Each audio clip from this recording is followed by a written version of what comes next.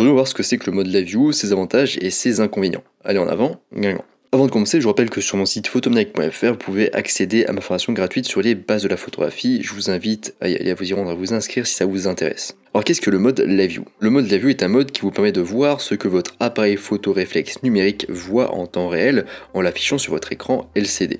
Donc c'est le petit écran qui est sur le boîtier. Cela vous permet d'apporter divers ajustements à votre photo tout au long de la prise de vue, ajustements qu'on va voir un petit peu après. Ça peut rendre votre flux de travail un peu plus efficace, alors surtout en photo de paysage ou en photo où vous avez le temps. Cela peut vous éviter de prendre une photo à chaque fois pour voir un petit peu ce qu'il en est et devoir ajuster après, mais plutôt du coup d'ajuster en direct. Notez quand même que ce sujet concerne plus les appareils photo réflexes numériques et non pas hybrides, parce qu'en effet les appareils photo hybrides ont un viseur électronique qui rend un petit peu moins pertinent l'utilisation du mode Live View, parce que finalement c'est un petit peu comme avoir le mode Live View mais dans son viseur directement.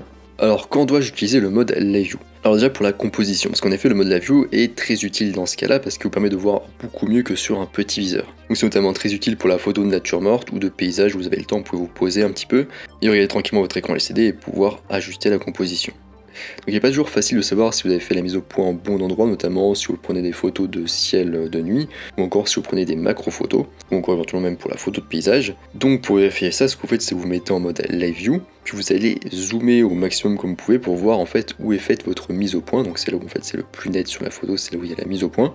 Et du coup ensuite vous pourrez même ajuster manuellement avec plus de précision à l'œil avec le mode de mise au point manuel, ce qui est du coup très pratique. Ensuite pour avoir un aperçu de la profondeur de champ. Alors lorsque vous déclenchez, vous ne savez pas toujours comment la profondeur de champ va se présenter sur votre photo.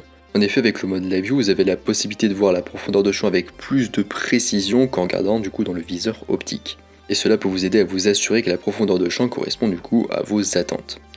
Et enfin c'est aussi utile pour afficher la grille des tiers et le niveau à bulle. Donc lorsque le mode Live View est activé, vous avez la possibilité d'activer la vue en grille. Elle va du coup diviser votre écran en 9 sections égales parce qu'en fait elle suit la règle des tiers. Elle divise du coup une photo en 9 sections égales avec du coup 4 points de force et 4 lignes de tiers. Donc ce qui est assez sympa si vous voulez vous amuser à composer avec la règle des tiers. Vous pouvez aussi éventuellement afficher le niveau à bulle du coup de votre appareil photo, bien que en général on puisse voir quand même une indication dans le viseur à ce niveau-là. Mais ça peut être très pratique notamment si vous êtes sur trépied et en photo de paysage, pour vous assurer notamment que votre horizon est bien droit, ce qu'on cherche généralement à obtenir en photo de paysage. Maintenant, quels sont les inconvénients de l'utilisation du mode Live View?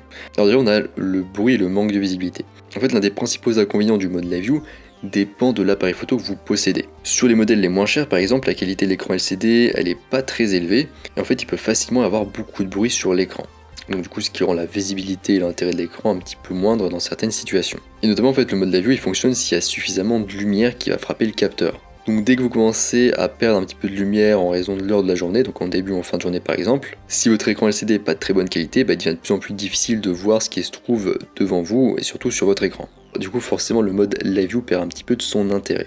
Ensuite, le mode Live View, il n'est pas forcément intéressant tout le temps.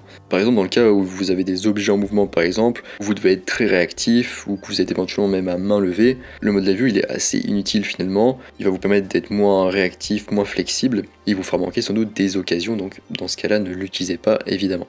Et enfin, le dernier inconvénient, c'est surtout à propos de la batterie. Parce qu'en effet, le mode Live View, il consomme très rapidement votre batterie, votre énergie. Donc si vous pensez que vous allez utiliser beaucoup le mode Live View, prévoyez toujours un surplus de batterie. Pensez aussi à éteindre votre appareil photo lorsque vous ne l'utilisez pas pour préserver la durée de vie de votre batterie. Voilà, on est à la fin de ce petit podcast sur le mode Live View, j'espère que ça vous a plu. Je vous rappelle que sur mon site photomaniac.fr, vous pouvez toujours accéder à ma formation gratuite sur les bases de la photographie. Si ça vous intéresse, je vous invite à vous y inscrire. Moi je vous laisse ici à votre mode Live View et je vous dis à bientôt sur les internets mondiaux.